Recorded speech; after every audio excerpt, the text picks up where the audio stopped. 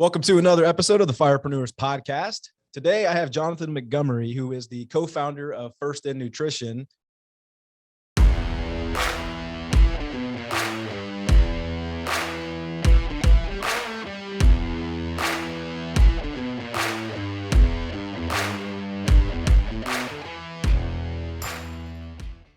But before he became the co-founder of First in Nutrition, Jonathan was a firefighter for 7 years at Hillsborough County Fire Rescue. His co-founder is his wife, Anne, who was also a firefighter at Hillsborough County Fire Rescue with Jonathan. And they have founded this company, which is got a lot to do with nutrition, what you put in your body, how it spits out results for your mental health, not just your physical health. But Jonathan's got an awesome backstory about how he was inspired to get this company started. And we wanted to bring him on today to share some value with our firepreneurs. We talk a lot about business and inspiration in business, but if you've heard me say it before, I really believe that your physical wellness ties so much into your mental wellness, which ties into your success as an entrepreneur or a firepreneur. So Jonathan, man, I can't wait to get into some of the content today. Thanks for joining us. Man, thanks so much for having me on. I'm really excited to be here, getting to talk with you just a little bit before we started. Sorry, listeners, you're not privy to the secret talk, but I'm just really excited to be on here with you, man, and talk about some of the shared experiences we've came to from taking different paths. It's pretty amazing thing. So walk us through, before we get into First in Nutrition and everything you're doing there, walk us through your journey as what got you into firefighting, what got you on the job, man. Man, it's a little bit of a wild story. I got hired on a little bit late. I didn't start fighting fire till I was 31 years old. And what got me into it was a good friend of mine. I spent way too long with a little bit of a Peter Pan complex, touring the country, playing in punk rock bands. And when I finally woke up and realized that probably wasn't where I was going to want to spend, the rest of my life, I didn't really know what I was going to do. So I went back to the two things that had kind of always been a constant, and that was training Brazilian jiu-jitsu and doing freelance graphic design. And one of the first guys I met when I got off the road and started training again, my best friend in the world, he's actually one of our coaches now, but his name's PJ Packard. And, getting to hang out with this 6'4", 280-pound dude, letting him punch me in the face and beat me up all the time, you kind of form a little bit of a different bond. And he was a firefighter. He was a career guy at the time. And man, just hearing about his passion for the job, what he liked about it, what he loved about it, how his life was set up around it. It really motivated me to learn more about it. But PJ was a guy who was so passionate about the job. He was very protective of it. So it kind of took a long time of me asking the right questions, of him kind of, nah, man, I'm not sure this is for you or whatever, to finally convince him that it was something I was serious about. And he just kind of took me under his wing and kind of, got me involved in what I was really looking forward to, not just, running calls into burning buildings and saving, damsels in distress, but what the realities are, what the calls after midnight looks like, what some of the, the day-to-day that you're going to face on the job, the highs and some of the lows, and got me prepared for it. And I just can't thank him enough for that. It's kind of interesting to me, with my background coming from the punk rock side of things, it doesn't really seem like it'd be very common to want to enter service. But to me, the more I heard him talk about the job, the more I realized it was in line with everything I was about. I never really grew up wanting to chase, money at the expense of ethics. I never wanted to just produce a widget for someone else. I kind of always wanted to do something that meant something and to have an impact.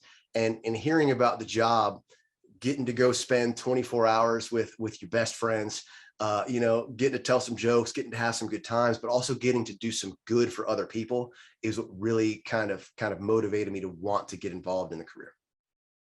That's an awesome story, man.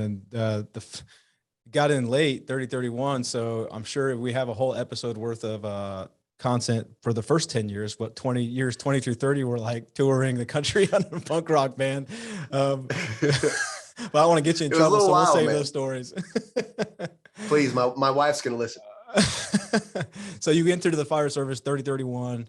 Sounds like PJ had a high influence on you, and that's awesome that he kind of like protected the career field because he didn't think you were ready yet. But then you convinced him, and then you got on the job. What was that process like for you? So you came on. What was your rookie year like? All that good stuff. Yeah, it was interesting. You know, every area, every situation's different, but you know, at whatever point there was a huge uptick in people wanting this career. So, you know, I went through EMT, through fire, you know, got hireable, started applying everywhere.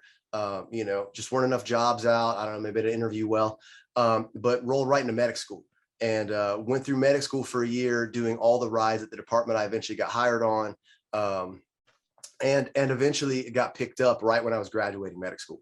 So at the time I got hired, even though I had a medic cert, I wasn't hired as a medic at the time. I was hired as what they called a firefighter trainee at the time. And so I spent 6 months doing suppression side of things, riding engine, doing all that. And then I got brought into medic orientation. So they take you off the street, they run you through basically a condensed version of medic school. And then your life chain to the box starts. At Hillsborough County, we had to do 1,941 hours before we could test for standalone medic, which basically means you're going to spend 9 months as a junior ride and rescue until they let you test to be the medic in charge on an engine, which is of course what we all want to do, right? I mean, I'll be honest, everybody. But my situation was a little bit different. I knew when I got on, I knew where I wanted to be. I knew the captain I wanted to work under. I knew the station I wanted to get at, and I knew the shift I wanted to be on. And I did everything I could at that time to position myself to do that to the best of my ability. And that meant leaving the station I was assigned to, the station affectionately referred to as Hog Heaven, because it was pretty much a vacation, to go to Station 14, which was the busiest station, not just in our department, but kind of in the Southeast for a while, in a very urban environment outside of USF in Tampa. They call it Suitcase City because there's a lot of transient population. So I went from maybe running 2-3 calls a shift to running 21 calls with a solid 3 to 5 after midnight on the engine, knowing I would be put on a rescue in that area too. And it was because the captain that I wanted to be under eventually in the special ops side of things, they had just promoted a driver to captain that station. And I knew if I got under him, under Captain Lazara, he'd be able to kind of groom me a little bit and make sure I was ready for it. And the interesting part about that, you asked about my rookie year, is when I came out of rescue orientation, we're all supposed to go get assigned to a rescue, have that one lieutenant, you know, that one medic preceptor in charge, lead you throughout your entire thing. And they didn't have a spot for me at the station I had transferred to, which meant my entire 1,941 medic hours was under different lieutenants. I jerried all over the county to ride with these different officers. So I just decided, you know, rather than burden these officers with this fresh rookie, I just play a game and not tell them I was in my rookie hours. And so every time I would transfer in to get a new lieutenant on a new station, I wouldn't mention that I was in my 1941, because that's kind of a red flag. Like, this guy doesn't know anything. And I would see how long it took for them to like ask or realize or whatever that maybe I didn't know everything. And eventually it was where I'd get through 12, 14 hours and mention like, oh yeah, I'm in 3 months out, or it's, you know, hour, you know, 482, because we're all counting those hours, trust me. And it was kind of a fun game. It made that time period go by a little bit faster. That's cool, man. And so this is also the year that you met Mrs. Montgomery, right? Your co-founder of First Nutrition. Where did you meet her along this ride? Because it was in the rookie year, if I remember correctly, right? It was actually in medic orientation. Okay. She got hired 6-8 months before I did. And so she was finishing medic school at the same time I was finishing medic school. We were in different days, different classes, but we met in medic orientation. And I remember to this day, I was sitting down and man, I just saw this vision of beauty walk in. And the thing that sealed it for me is she was carrying a gallon of water that matched mine, like a meathead gallon of water. And I have my gallon of water sitting on my desk. I look at my buddy Angelo Jambroni sitting next to me, and I was like, that's me right there. And he's a big Italian guy. He's like, oh no, man, that's me. I said, stop right now. I said, watch that right there, me and her. And that was it, man.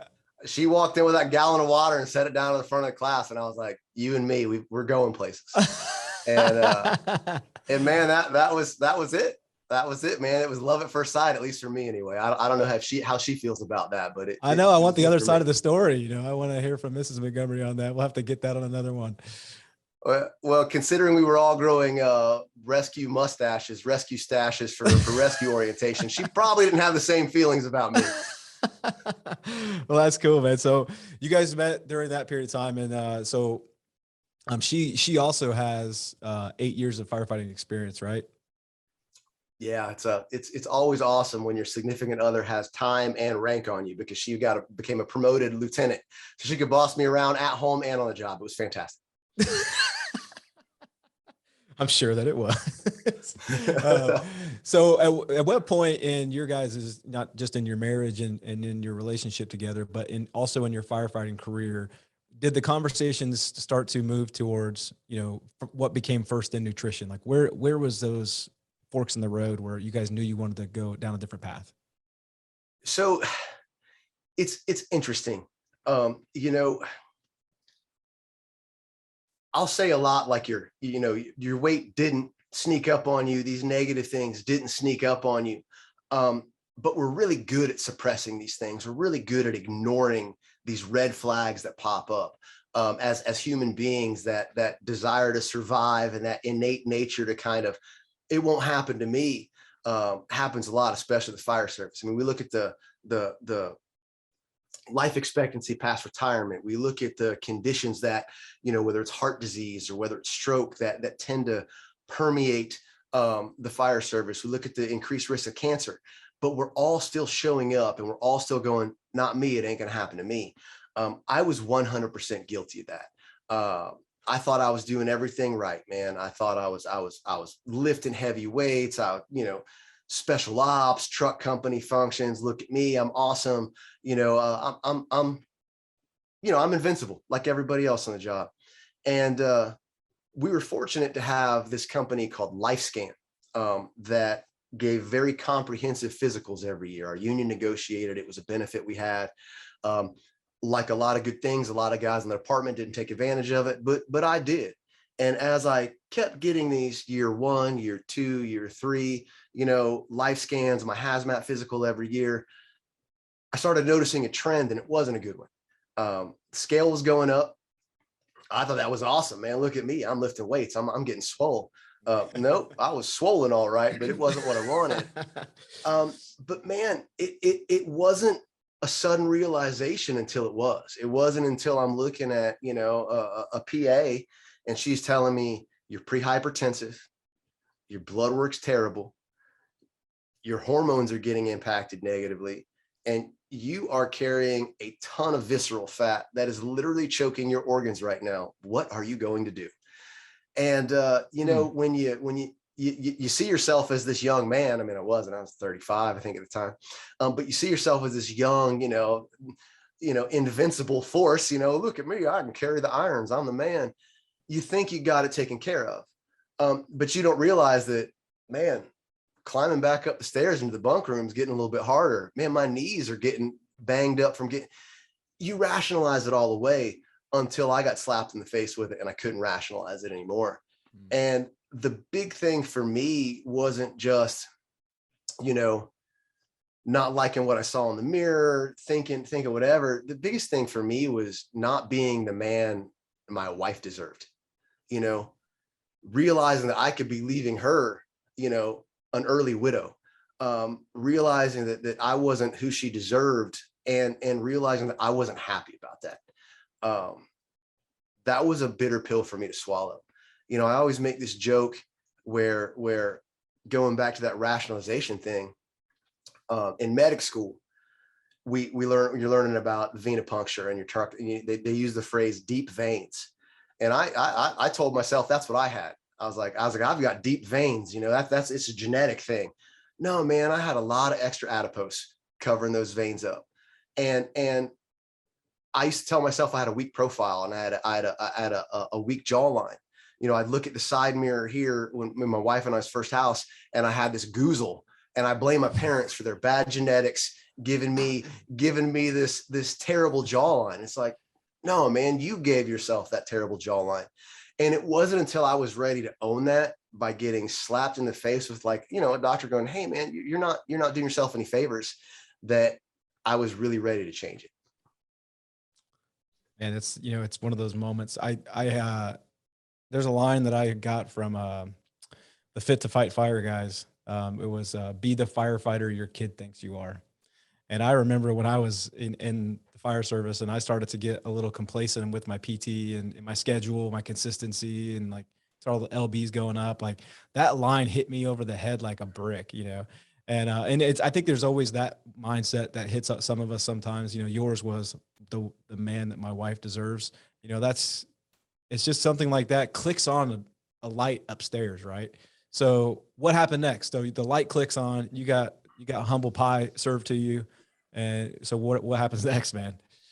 Like everybody else, I was like, all right, I'm gonna take action. I'm gonna read some books. I'm gonna create a perfect plan, and I'm gonna create a unifying theory from all these opinions, and I'm gonna whatever. And you know what, man? For a short period of time, it worked, because I was doing things so wrong beforehand that doing things just a little bit less wrong made some change. I remember the guy who's a coach for us now, my man Steve Bogle, talking to me during hazmat training. He was one of my instructors, about this program I had to run, and I won't name names. I don't want anybody to search this rabbit hole, but it was just nothing but pseudoscience and complete BS, and pushing your carbs to the end of the day to stimulate T glutes and mTOR and all. And I'm like, oh man, this sounds fantastic. It's science. I'm into it. And I was doing stuff so wrong that even doing this completely wrong program, doing it completely wrong, I was able to get results. And you had mentioned earlier seeing our transformation photos on the site. And when that before photo was taken, I thought I was killing it. I mean, I literally thought, because that was not the true before. That was I'll let my wife take a picture of me with my shirt off. I'm smiling. I'm feeling great, right? That's how I know where my headset was, my mindset. I had this vein going down my arm, this one single vein going to my bicep. And I was like, Michelangelo carved David after me. I was like, I am such a stud. That's how good I was at rationalizing this stuff away. But that's when I was doing it on my own. And, finally, again, another slap in the face. I kind of realized, I'm not really handling this the right way. I'm not really doing this the right way. I've got too many blind spots. And I reached out for help and assistance. And once I got out of my own way and I got a little guidance and I got a little direction, everything changed. And it was all stuff we know, just like I'm sure, someone at one point in your life has told you, well, Bennett, man, if you just save money and invest wisely, you're going to be wealthy. Mm-hmm. Thanks. Yeah. But it was taking actionable steps, getting it divided up, getting that consistency, showing up, having that accountability. And when I was able to make these changes, I didn't even really realize they were making them at the time. I remember getting an email from one of my coaches with my before and my after stitched together. And I was like, who's that? Because I took my photos of my head off at the time because, my flex face was pretty bad. But I was like, who's that? And they're like, idiot, that's you. You need to share this, and I was like, man, mind blown. But being able to reverse those changes over time, and not overnight, but being able to change them over time is what really motivated us to want to help others do the same. And I say us because my wife made a pretty dramatic change too. She never let herself go to the point that I did. She's always been beautiful to me, that's for sure. But we were able to make this change together. And I remember looking around, because I was at the big house, we had an engine, a truck, a heavy rescue that was staffed, and an ambulance rescue car. So we had a lot of guys at this table. And I remember looking at this table and seeing these guys over the course of the year it took me to transition and get in shape I never thought I could be in my life. And they got worse over the course of the entire year. And I was like, man, I really want to help you guys. I want to help this kitchen table get better and improve. And that's what started us thinking that this is where the direction we wanted to head. This is where we wanted to go. That's an awesome story. You know, it's just so needed too, and in the fire service. And it's a job where you summed up so much there, and there's so much to unpack, like in the journey of being a firefighter, because it starts off with this like machismo, right? Where we're going to go out there and be this invincible force, and we're going to go out there and take on all these difficult challenges, and then and then you get around the team, right? The camaraderie, the guys, the girls, everybody's having fun, and then you start throwing in supper club, and then you start throwing in, who's making dinner tonight. And then it's a Friday night. Hey, who's ordering pizza? And then it's like, hey, are we working out today? Nah, man, we had a busy training day. Let's not hit the gym. Let's put a movie on. We're all, because everybody's a little stressed out, a little burnout, and then next thing you know, a week goes by, a month goes by, months go by, years go by. And then it just changes, but you're still doing the job, and you're still in your mind that way. But, we talk about it consistently on the podcast. Small, consistent behaviors over time lead to massive action. And like that story of you looking at the photo and not even recognizing it was you, there's so much to unpack there too, right? Because like in your mind, your mindset had already flipped. These daily behaviors were already set as habits now. And like, you didn't even see the change, but what was like, if you look back on it, I'm fascinated. Once you got that humble pie, and then, from then to when you started to like really recognize the changes. I know that there was probably like food, or there was like behaviors, or maybe it was a mindset. Like, what's the one thing that you changed like right away that you felt like was impactful, that somebody could take away, something from the episode? I think the biggest thing, and not even relating it, back to business, but man, what are your KPIs, right? What are your numbers? What gets measured gets managed. And I finally had to own my decisions. And what I mean by that, in the form of tracking my intake. When I tracked my first week, I knew exactly what the problem was. It was clear as day. When I finally said, okay, let's actually look at what my numbers are, what I'm taking in. And remember, this is after I had been dieting. I had been doing the right thing, in my book, in my opinion, for a while.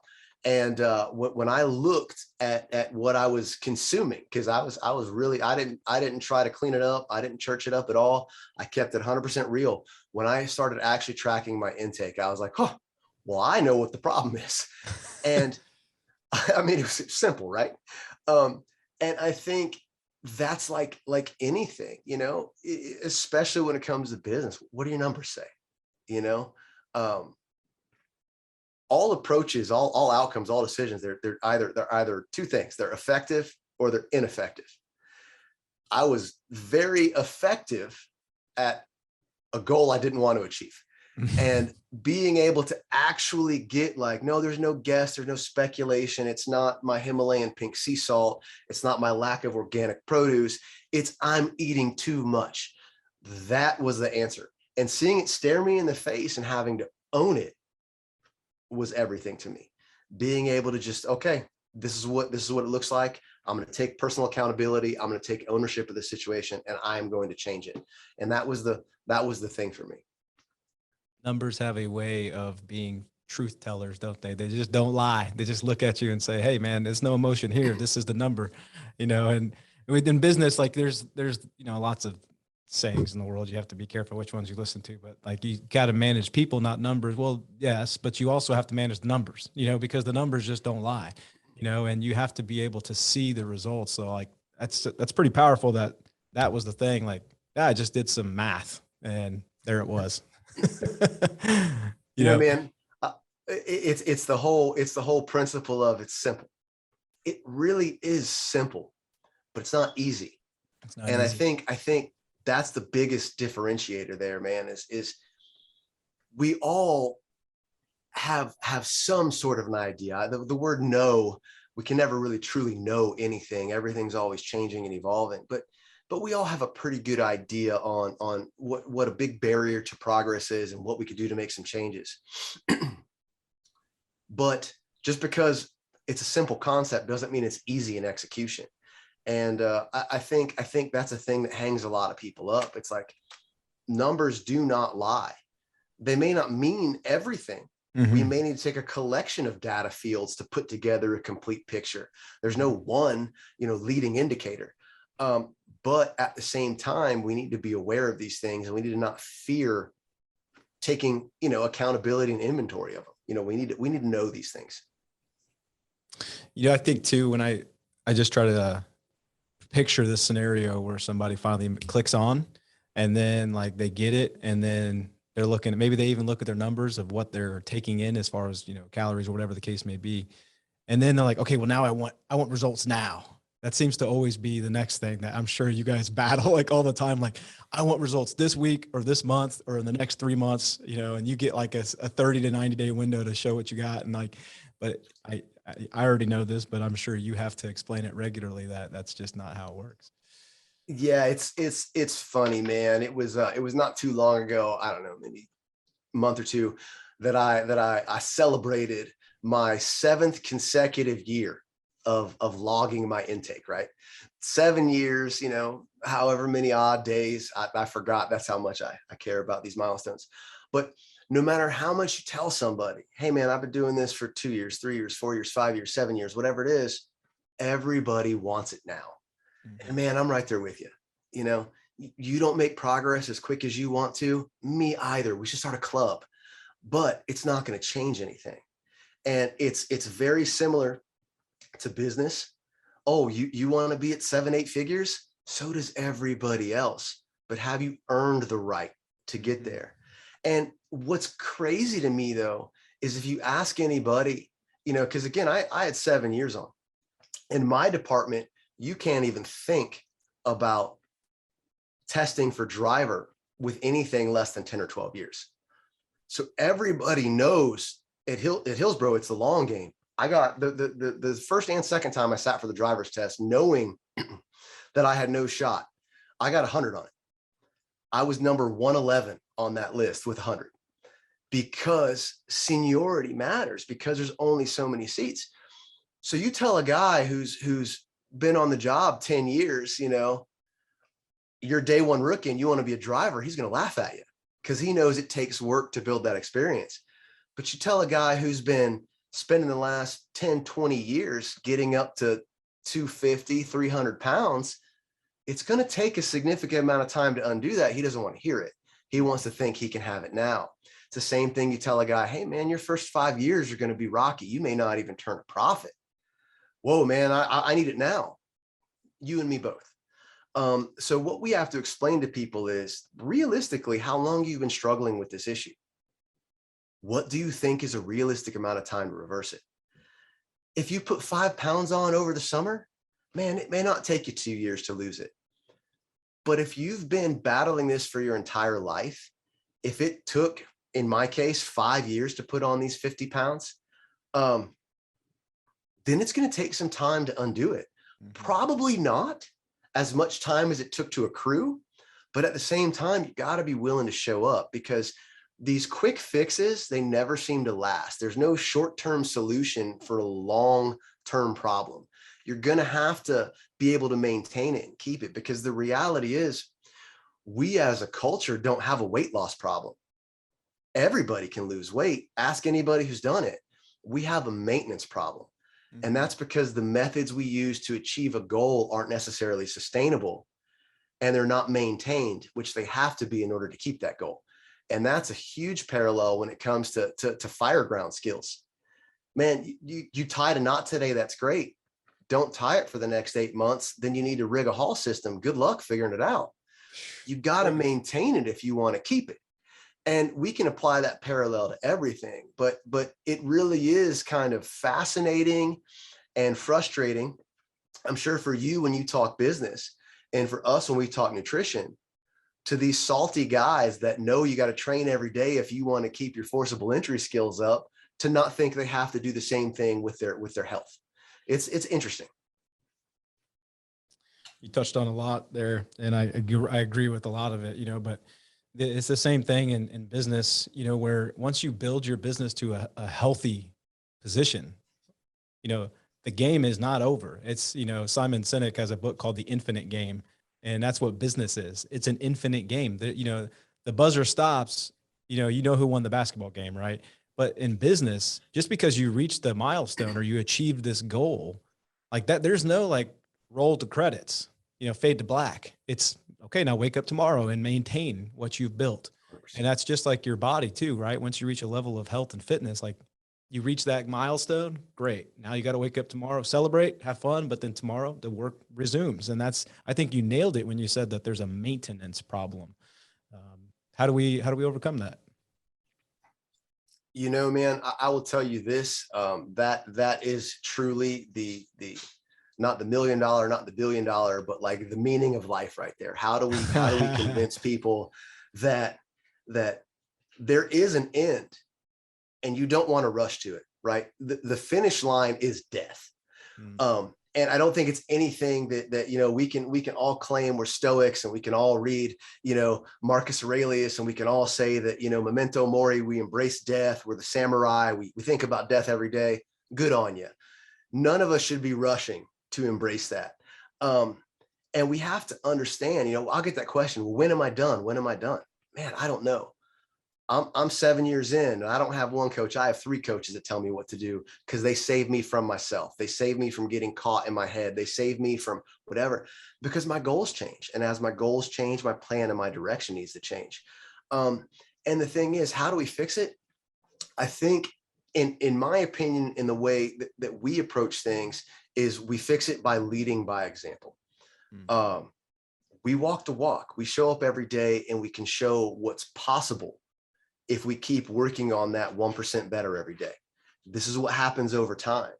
And I think that's really the only way to kind of reverse this mindset where everybody wants it now. You can want it now all you want, but it doesn't mean you're going to get it. And I think we all have to come to that realization in a different way. And the way we operate is, we're here for you when you're done looking for the shortcut, when you're done looking for the quick fix, when you're done looking for the easy way out. Try it all. And then when you're ready for sustaining, lasting change, come see the people that have been showing up for 6 months, a year, 2 years, 5 years, 6 years, and we'll help you get there too. As long as we as a society are willing to believe a shortcut exists, someone's going to sell it to you over and over and over again. And that's never going to be us. I would rather talk you out of joining our family than talk you into it and you not be ready for what it is we truly feel is the best way to go about lasting change. Oh, it's so good, man. So good. Right. And who would want the shortcut, you know, because like and you know this, but like when you go through the obstacle and you come out the other side, the growth in between is the reward, man. Right. You know, like you just like you were married with your current wife, right? We talked about this ahead of time, and then you get the 6-pack and the Gaston from Beauty and the Beast chin there, right? Like now you got the headshot, right? But you're married. You're totally right? totally wrong, bro. Messed it all up, man. But like the journey in between is where all this impactful knowledge came, and that's what you're doing 100%. With it. It's awesome, man. I like it. It's like you just said, the journey is the destination. You need to find a way to enjoy the path, not wait for the end. You know, it's just really one of those things. We talk about it quite a bit, but it's never the end result that means as much to you. It's the person that you have to become in order to achieve it. Classic example, man. You can order a black belt, a Brazilian Jiu-Jitsu black belt on Amazon for like $9.99. You can wrap it around your waist, but that didn't change who you are. It didn't give you the skills, the mindset, the resiliency. You know, like Ryan Holiday says, the obstacle is the way. It is literally the goal is overcoming, you know, and becoming the person worthy of achieving the result. You know, you cheat in a race and you stand on the podium and you hold that medal. That didn't mean you're the winner. It makes you a loser. You know, it's like, compare somebody who's built an operation from 0 to 7 figures to somebody who wins the lottery and gets handed 7 figures. Where are they at in a year? Right. The person that built the 7 figures probably added a significant amount the person that won the lottery is probably back to exactly where they were. Mm. And we see this, unfortunately, with weight loss surgery. We see this, unfortunately, with economics. We see this, unfortunately, people that go, maybe they cheat on a test or they cheat on a cert, and they come back and they, hey, look, I'm truck certified, I'm aerial certified. Go ask them, raise the stick, man. Show me what you can do. Where are you going to position this thing? It's never the shiny object. It's never the certification. It's never the end result. It's who you become in the process of earning it that makes you worthy of achieving it. That's so well said. All right, go buy the black belt and then get in the ring with the real black belt. Let me know how it works, man. Old Miyagi, man. It goes back to Miyagi. J.C. Penney, that's his belt, right? It's like just because you can put it on doesn't mean you've earned it. You know, it's like a helmet. Anybody can put a fire helmet on, man. Every kid does it on demo day. It doesn't mean he's ready to go drag his brother out. Man, I used to, they did a, you know, when you would bring together the lottery, like the whole department would come in on the lottery and buy like group tickets. I don't know if they did that at your department or not, but they did it at ours. Every now and again. And you know what? I actually got, I caught a lot of hell for this, but I said, oh, I don't want to, man. I was like, I don't want to win the lottery. They're like, what? I was like, no, I don't. I was like, because if I won that money, I would not like that's how I got it, you know? Because like I didn't come from money. I wanted to work for it. And that's why, you know, I think I'm in business and specifically home services is because you have to flat out work for it, you know? But like, I never wanted it because I never wanted that easy. Like to me, that's the easy way. You know, I always wanted to go through, I didn't know why, but I always just knew that didn't sit well with me. Right. And so recently I was watching I Am Bolt. It's a documentary on Usain Bolt, you know, and his storied career. Right. But it's a really good documentary, man, because so he wins his first 3 golds in the 100 meter, the 200 meter, and then in the relay with the Jamaican team. And that's when I think, what would that have been? 2008, right? So he's young. And then he comes back and repeats in 12. But they have video of him along the way, and he's putting in the work and he's grinding, right? But then between 12 and 16, 2012, 2016, you know, he's getting a little bit older, but he's been at it for years, just putting in the grind, putting in the work, and he's been at it. And like, he's got a little bit of fatigue. And like, there's a moment where he's real vulnerable when he talks about like, you know, I'm kind of struggling with, you know, I don't have this thing like driving me anymore, but he kept getting up and doing the work. So he broke through like that mental, like shortfall by just continuing to get up and do it. And then like somebody, it was actually the American runner. I can't remember his name, but he like talks smack about Usain Bolt, and like Bolt's like, all right, well, that was what I needed, you know? And then like he pushes through and he goes on in 16 and wins 3 more, and he wins 9 golds and, you know, back to back to back. And, you know, did you think about his journey just every day over the course of like 12 years to be at that level? You know, it's not like people want to say that you got a God-given gift. He trained through injuries. He had to show up every day and just stay on it. And, you know, how do we get that type of a mindset and share the knowledge to get people to think that way? And how many problems could it solve? But sorry, I just went on a tangent there, but you were talking about that training, and I just thought about that documentary, and it's just so relevant to what you're saying. Man, it's so important, you know, and 2 things get illustrated by that. One is you don't have to love it in the moment. You just kind of have to believe it's worth it. And that's that instant gratification versus delayed satisfaction mindset. And that's huge. That's with everything, man. You know, not everybody loves riding the rescue, but you do it so you become good enough at your job so you can get back on the engine. Not everybody loves truck company functions, but if that's your rotation that day, you better show up and take it seriously, because if you get tasked with that primary, lives depend on it, right? So just because you don't love it in the moment doesn't mean you can't love why you do it. And the other thing is that must be nice mentality, right? It must be nice to be Usain Bolt. Must be nice to be Michael Jordan. Must be nice to be, you know, insert X, Y, Z or here. And I think, man, Malcolm Gladwell's book, Outliers, really sums that up, where it's like, oh yeah, you know, you're a genetic, you know, outlier. No, man, you've worked your craft for an exponentially long time. And not only did you work at it for 10,000 hours, they were 10,000 focused, challenging, directed hours. It wasn't just showing up and shooting hoops on the court. You know, Jordan was literally like, I mean, we talk about his personality and whether that was the right way to go, but man, nobody was going to outwork him. Nobody was going to outshoot him. Nobody's going to out drill him. Nobody's going to out, practice him. And that's the thing. That's how it must be nice. Yeah. It must be nice to be Michael Jordan. Really? Where were you? It must be nice to be Usain Bolt. Were you out there running recreational 800s? I don't think so. There are no recreational 800-meter runners, and there's a reason for that. That is a god awful distance. And that's the thing is we all see that end result, right? It was a Jocko quote the other day where he said, everybody wants to be a SEAL on a sunny day. And basically what he means, he goes, if you're driving down and you see these guys running with their shirts off in their shorts, everybody wants to be a SEAL then, but what about when it's cold?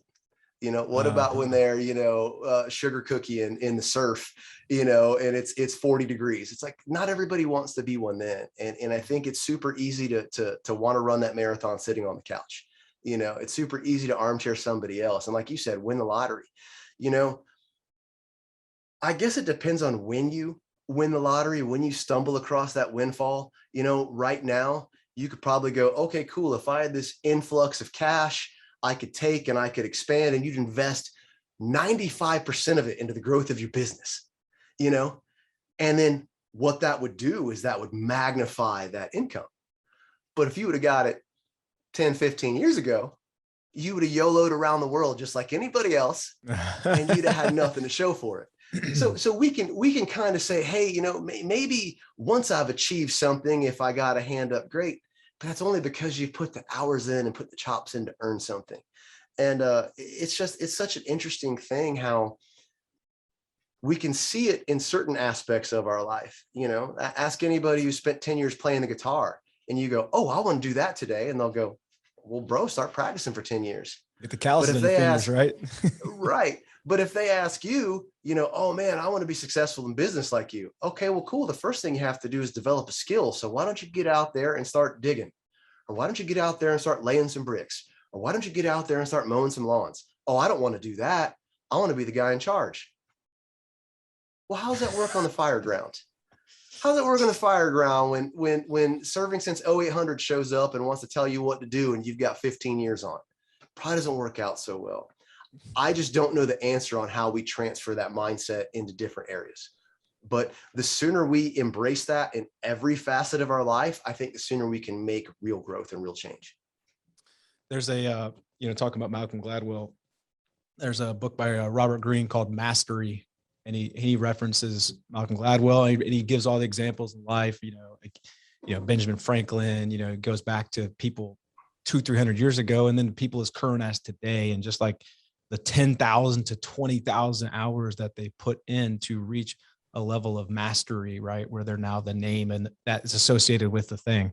But, the piece that he mentions, which I think is interesting to come back to, first in nutrition too, is that a theme in that book was that everybody who reached like these pinnacle levels of mastery at one point accepted that they needed to be an apprentice first.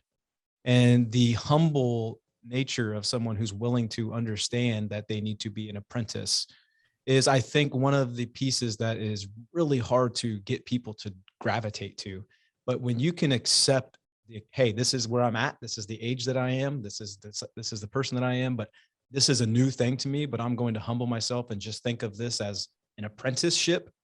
Man, then that person's going to have a really good trajectory. But what happens instead, a lot of times is, hey, I've been here for 6 months. So when am I getting that pay raise? Hey, man, appreciate the question. So you've been getting paid to learn a lot of skills, and in those 6 months, you've been moved up from this rank to this rank to this rank, and you're getting these apprenticeship opportunities to learn the skills, so that you can then take those skills and have, the uncapped earning potential, the uncapped advancement in your career field. But people don't see it that way. They don't see that today in our 20s, early 20s, we think that now, but if we go back to an apprenticeship mindset, man, what could be possible? And I think that really ties into fitness Like, how much pride do you come across where people don't want to even put themselves in like, hey, I'm not happy with my weight. I'm not happy with my blood work. I'm not happy with my cardio, whatever. I need a coach. You know, I'm going to take on an apprenticeship mindset and learn, right? I mean, how often do you come across the opposite of that though? I'm sure. You know, it's one of those things where when it comes to food, it's kind of like a common example is running. People don't realize the skill that goes into being not a great runner, not an Olympian, but just being a good runner. And you know, my wife and I will be at the beach, and my wife is she's the certified trainer. She's the one-to-one distance coach. She's the one that's responsible for our sister companies coaching with another coach. I don't mess with that. But I know enough to know what I'm looking at, and I know enough to see things, and we'll see people running. And even from having a very limited trained eye, you can immediately, because you're at that 30,000 foot view, you're detached, you're outside, you can see so many things that are just wrong, whether it's running like Phoebe body swing, whether it's bounding up and down, you know, whether it's just internal, external rotation, different ways. Maybe it's an internal on one side, an external on the other. They shouldn't even be able to move this way, but their body's compensating. And the thing is, people think because they can walk, they can run, not realizing those are two vastly separate skills. But hey, I can do this, so of course I can do this on my own. So I'm just going to get out there and do it.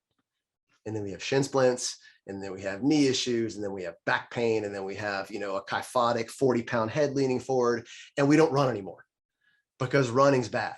No, running's not bad. Whatever you're doing is bad, right?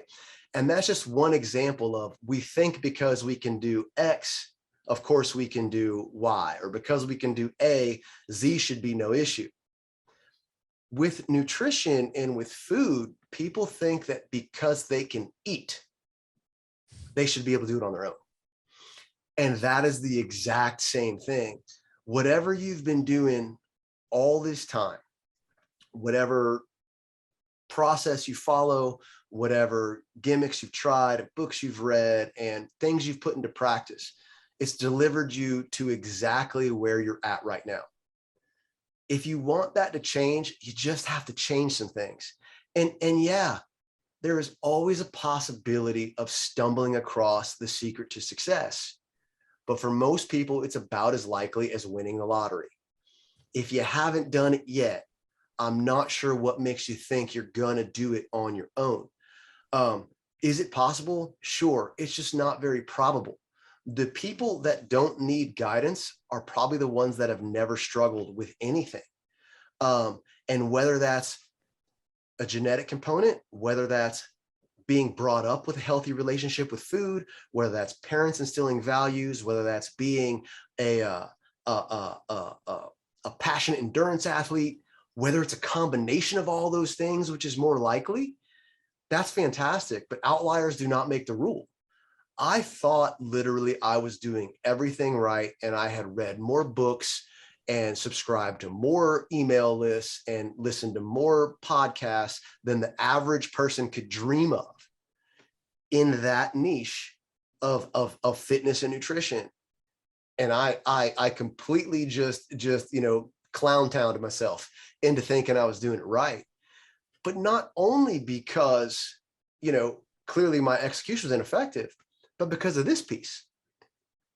I told myself that I wanted to be 70s big. I told myself that this power belly was what I was wanted. I told myself that my genetics were bad, and that's why I never had abs. I told myself all these things, and then I engaged in confirmation bias to cherry pick the things that agreed with me, to follow the people that agree with me, to let myself believe that in spite of bad blood work, in spite of all these indicators that were stacking up, I was still doing it right because I wanted to believe it. I truly don't feel that most people engage in willful self-sabotage and want to hurt themselves. But I think we're really good at convincing ourselves that whatever we're doing is right because we're doing it, and we gravitate towards it.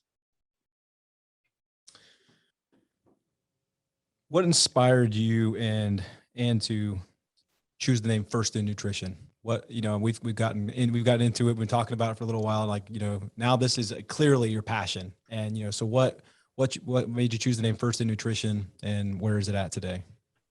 So Ann and I were involved in another company. I had some different partners, and there was a disagreement with philosophies and trajectories. I was turning 40. I'm an old guy. I was turning 40. You can't say that. I just turned 39, man. Well, I'm 43. I still got a few on you, but you're almost there, bro. I was turning 40, and I was driving the car. Or I was riding the car. Ann was driving. I looked at her and I said, "Man," I said, I'm just not happy." And she's like, "What do you mean? We're doing this nutrition thing. We had left the fire service. We sold our house, given up pensions and moved across the state and uprooted everything." And I said, "I don't know, man."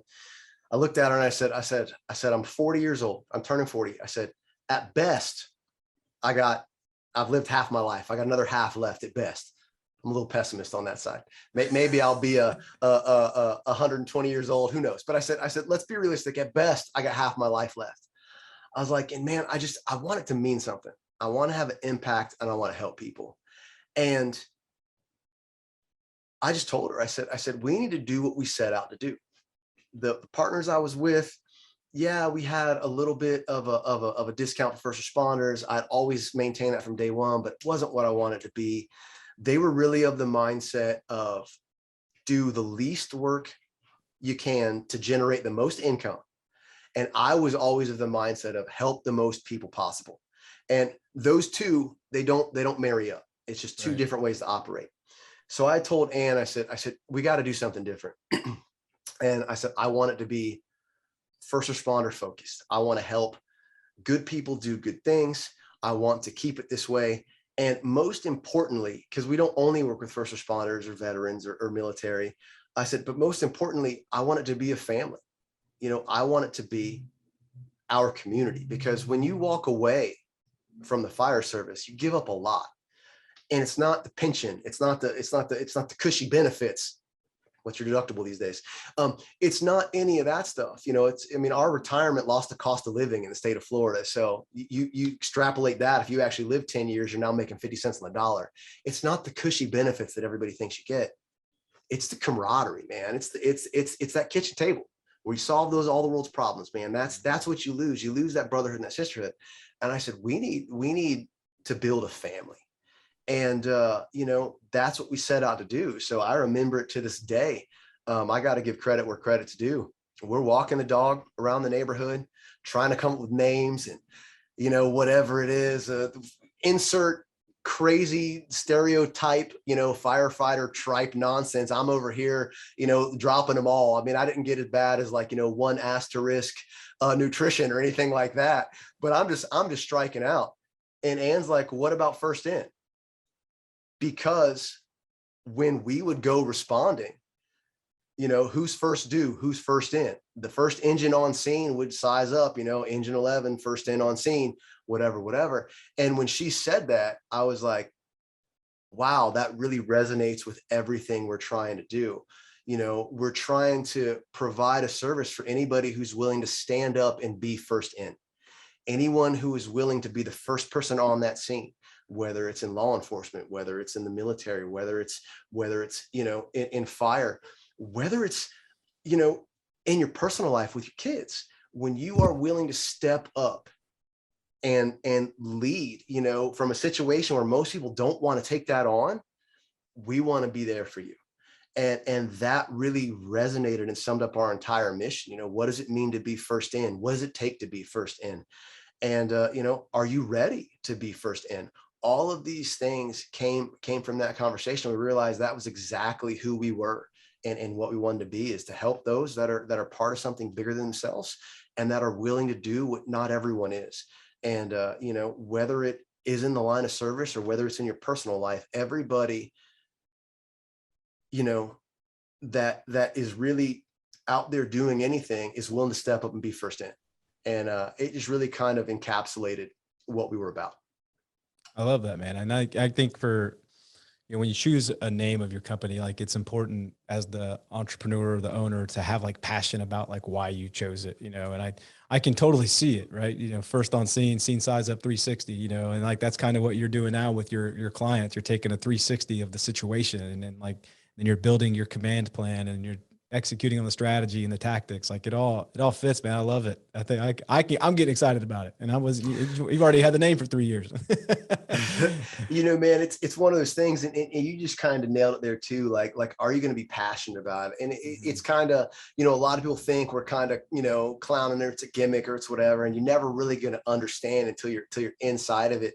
But from day one, you know, when it came to First In, when it came to our branding, when it came to everything we try to achieve, we built family in it from day one. You know, our people are our First In family. And I mentioned to you before, I'm not the best business guy. I don't run paid ads. I don't believe in convincing people to sign up. I will talk you out of joining. I am the world's worst salesman, because we want to work with people we want to work with, because it is our family. We want people who want to be members of something bigger than themselves.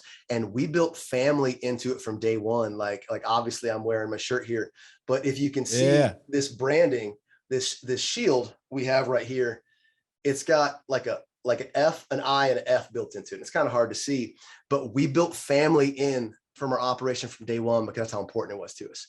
And it's like you said, I don't know if I can get that in there. Yeah, There we go. my camera's not working, but we've got these F's in for First In Family from the onset of it, because that's what it is to us. This is our people, man. This is our calling. This is our passion.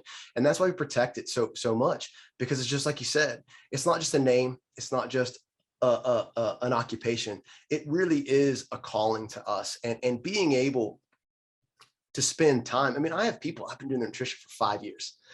They've been with me since before there was a First In, and they came with us when we started, you know, First In. And, you know, man, we get to do a lot of good on the job. And the longer your career is, the more saves you may have, the more people you may bring back from cardiac event, the more people you may be able to cut out of a car that's entrapped and fly them to a trauma center, and they may be able to walk out. But to me and for us, there was a different sense of gratification that came from being able to share a journey with people, not just 20 minutes on the worst day of their lives, not just 3 hours on a cross-county transport for a headache times 3 weeks, but to be able to spend years with people and watch them change and watch them grow and watch them reverse health conditions and become better people and become more capable parents and partners and on their job. We've had people completely change their careers and join civil service because of being First In. We had a guy who I've coached for 4 years, just joined the police academy, just got hired on a local department. We had a guy, much to the chagrin of his wife, decide that, hey, running a successful business isn't enough. I want to join the fire service. We tried to talk him out of it, but he said he's all in. He now fights fire locally. Like, changing lives in that capacity. It's just been so amazing to be a part of, and to see our family grow like that. I mean, you just don't know until you know, but that's what it's all about for us. I have a couple fun questions. I think I already teed you up on one of them before the interview, but since you're Brazilian Jiu-Jitsu, obviously clearly into nutrition and fitness, you know, fire physical, it's a physical career field. If you could work out with one person, dead or alive, who would it be? This one is so tough because I'm so torn. And when you said it to me, it immediately like resonated, like, okay, it's this person. But now I'm not sure. When you first asked the question and kind of gave me a little heads up on it, the first name that popped out to me was Rickson Gracie. Because that is like not just the historical champion of the family, but anybody that has ever gotten the chance to share the mat with that guy says his level of skill is completely different and otherworldly. But then now when it's dead or alive, like I almost want to say I'd have to literally pick his father, Elio, like the pioneer, of Brazilian Jiu-Jitsu, like an art that is my passion. I would probably have to say if I could pick anyone dead or alive, I would probably have to pick Elio Gracie as of this moment in time. Wrestling with Genghis Khan might be kind of fun, but no, if I had to pick somebody, I'd probably have to pick either Elio or Rickson. That's cool, man. And I'm assuming that somewhere on that list is probably Jocko Willink too, right? Man, absolutely. 100% right there, man. I'm definitely an EO fan. Um, definitely a fan of what he does. He's kind of terrifying though, man. That's a big black belt right there. Not that you know. And it's funny if you read Hickson's book, Breathe. Jocko does the forward, and Jocko talks about Hickson just mopping the floor with him like he'd never felt anything like it. And he was a blue belt at the time, but still, he's one of the guys that says, "Nah, man." When they talk about Hickson's otherworldly, he's like, it's not a joke. It's the real deal. But yeah, man. I don't know if I'm extreme enough to handle your boy Jocko, man. He's intense. He's intense. What is a book on the personal growth, or anything? It could be something fun too. What is a book you are currently reading or have read recently? Okay, so it's funny talking to you. I was going to bring this up, like, clearly we're readers here. Yeah. When you were talking about mastery, the thing that popped out to me is a book I'm reading right now called So Good They Can't Ignore You. And it's a guy who talks about the craftsman mindset and not following your passion, but instead developing career capital by developing skills and acquiring a background, and how following your passion is terrible advice. But finding something you're passionate about by collecting and investing in leadership capital and developing skills and becoming so good they can't ignore you, which is a Steve Martin line I didn't even know.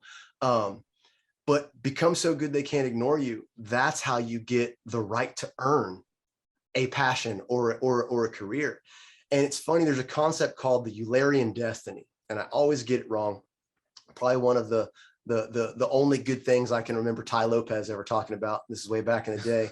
But I remember I had a big Dodge Ram lifted on 37s that I used to drive. And I was driving to work, man, in my truck, driving. And I'm listening to this like 67 Laws or whatever this audiobook is. And he comes up with this concept of the Eulerian destiny. It's basically like a 4-part Venn diagram, right? And I'm going to get this wrong. So anybody, don't quote me on this. I know I'm getting it wrong. But basically, it's what should you do with your life? And it's what do you enjoy? What are you good at? What have you spent the last 10 years doing? Because you don't want to throw that away. And what would you talk about for free on a Saturday? And that's when it hit me that, wow, everything I've done, what I enjoy, what I'm pretty good at, what I spent the last 10 years doing, in my fire career, and what I talk about because I'm passionate about it, it all kind of lined up. And this Eulerian destiny pointed me to wanting to do what eventually became First In. But what if I would have just said, I'm 240. I was never a firefighter. I hated nutrition, and I couldn't talk about it to save my life. But I want to start a company for firefighters and nutrition. It'd be a terrible idea. What if I was really passionate about it though? Right. I mean, what if I was really passionate about it? It doesn't work that way. And so I really think it's an interesting take. And what he does is he goes and he finds people with incredible careers, dream jobs, that never intended that to be their career. Mm-hmm. It was just, yeah, man, I did this, I did that, I collected this, and they found these 2 or 3 things that they combined together to make a unique path for themselves. And it's just such an interesting thing about the craftsman mindset.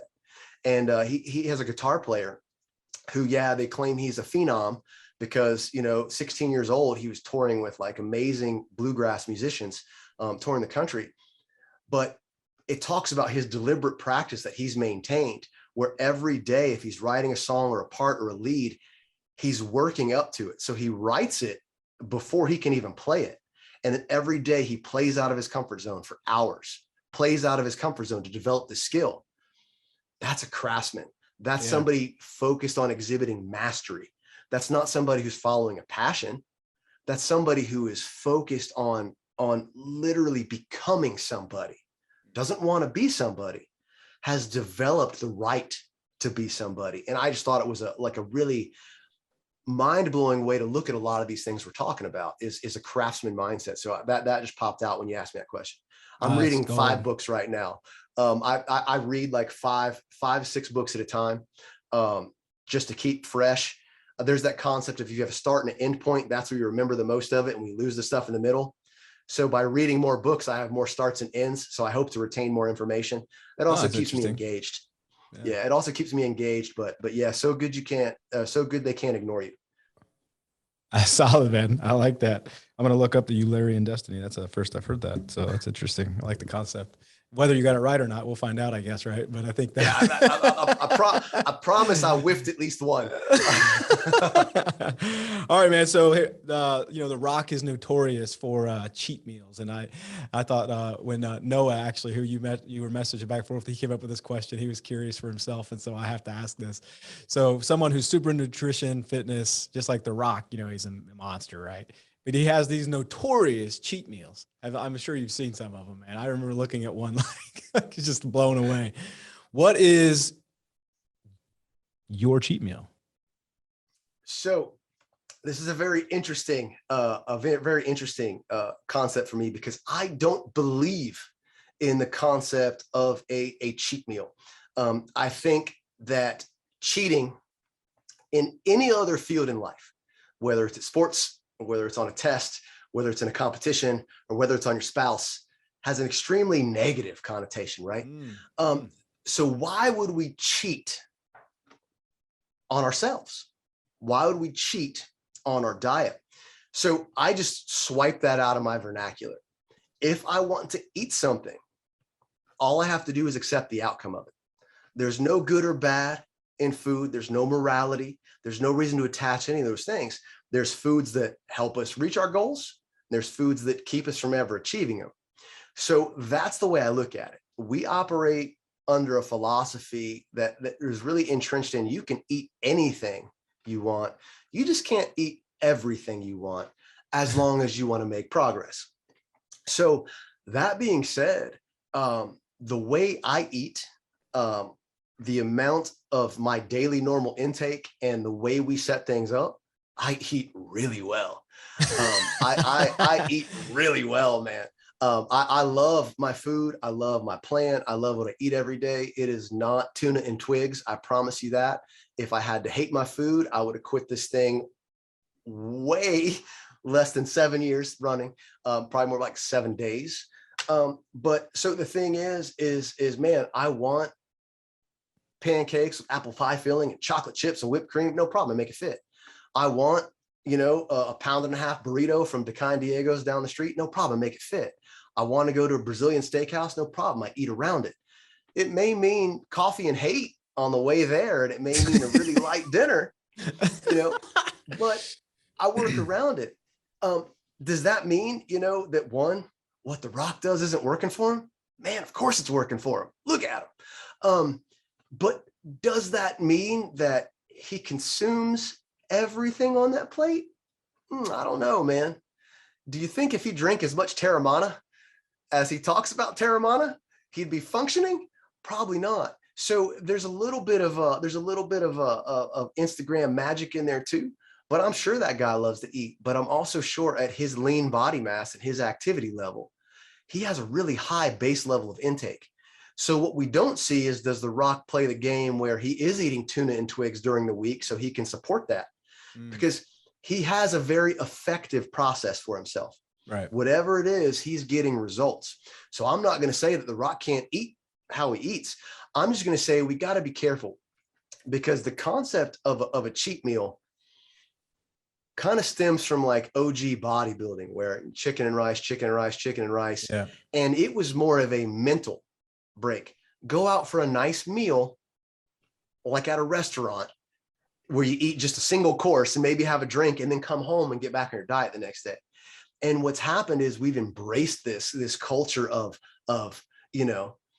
it's, let me do it for the gram. Let me show this crazy thing. And a cheat meal has turned into a cheat day, and it's turned into a cheat weekend, and it's turned into, man, now I can't get back on my plan, so let me just cheat for a month. And that's where I think we got to watch it. we tell our members all the time, if you want to eat it, eat it. And if you're cool accepting the outcome of it, man, this high five's for you.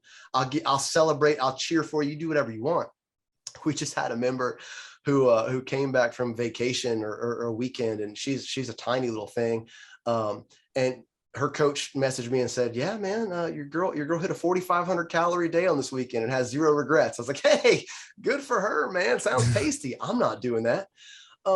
So, that's a thing, but if you ask me, what my favorite things are to eat, man, it's hard to say no to sushi. I love me some sushi, and I'll plan my entire day around, bring me the boat so I can sink it. I'll take the whole thing. Or man, every now and again, we get the chance to hit up a Texas de Brazil, those Brazilian steakhouse where they walk around with swords of meat. Oh yeah. I love a sword of meat, man. I got to say, I'll plan a day around that too. Mostly you got to box that up, man. That's a good segment there. Yeah, I love it, man. That's a good concept, and it's a great way of thinking about it. It's so what, not to simplify this by any means, because I know it's not simple, but like if there's a message you could send to somebody, it's like, hey, you can still have a meal of food and calories that you want.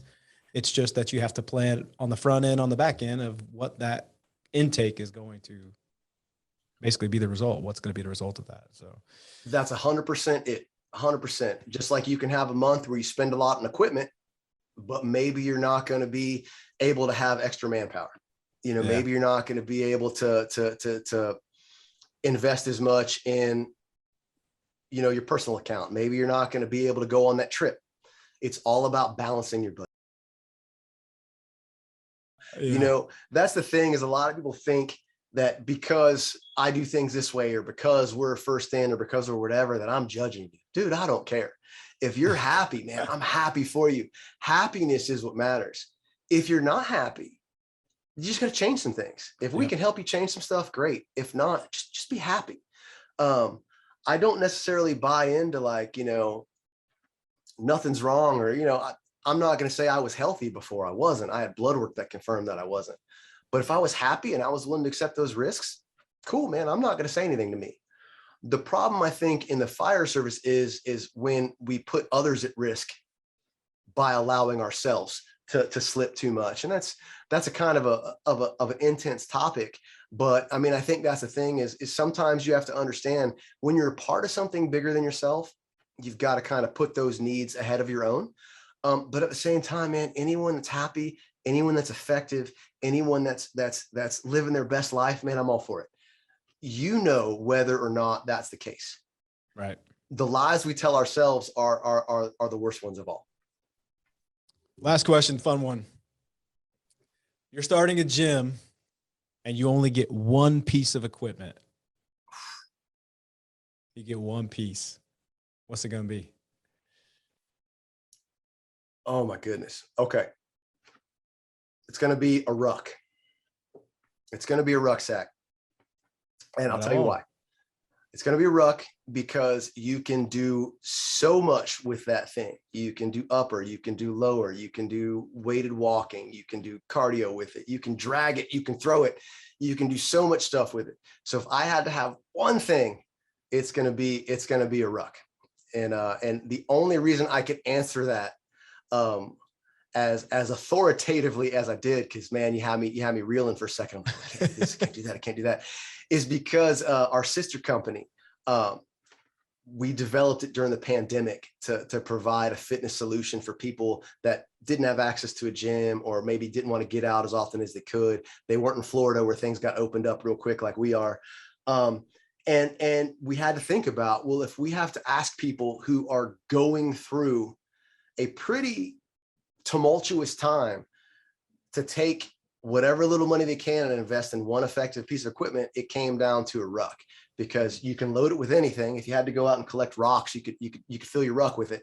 But at the same time, if you bought, soft weights, or you made sandbags to load it in, you now could take weight out and use those for other things too. So I think you can't discount the flexibility of a ruck, because it can be used in so many different ways. That's killer, man. I love it. I love it. This was a lot of fun. Jonathan, man, anybody's listening to this and they found value in this and they want to reach out to you, tell us how we can connect with you at First In. How can they get a hold of you? How can they get a hold of Anne? How can they get a hold of the company, the content? Walk us through it. Absolutely, man. So we've talked about the name, we said it enough, but firstinnutrition.com is the way to get to our website. The support email, you'll go right to our inbox. Myself and Anne, we run that thing. So if you want to talk to us, you can always email us there. First in Nutrition on Instagram and Facebook. You can find us there too. Just search for us. You'll be able to find our personal pages that way too if you want to follow us there. Jonathan Montgomery on Facebook, Anne Montgomery on Facebook. Shoot us a request. We'd love to hang out, love to chat with you. Or throwing back to those punk rock days, my Instagram is xjamathonx. I don't recommend you searching for that. Like it. Just look for a link on First In or search for my name. And Anne Montgomery is AMFIT, AMFIT 7913 if you want to follow her. She's a beast. So definitely check her out. But yeah, that's it, man. Find First In, you'll find us. We are very involved and would love to talk to you. Man, I'm my man Jonathan Jamathon. I'm going straight for that Jamathon handle. I can tell you that right Jamathon now. X, baby. taking it back to my straight edge roots. Brother, this was a lot of fun. And, I can tell you the content and just the conversation. I hope that, that's what this is about. We're trying to bring on inspiration. Anybody who out there's listening, maybe struggling with something, like maybe something here, like it turned a light on somewhere. So thank you so much for coming on and sharing your story and talking with us. And anybody listening, if you want to connect and learn more, please reach out to Jonathan. Wealth of information. And that's going to be a wrap for today. Everybody have a good week.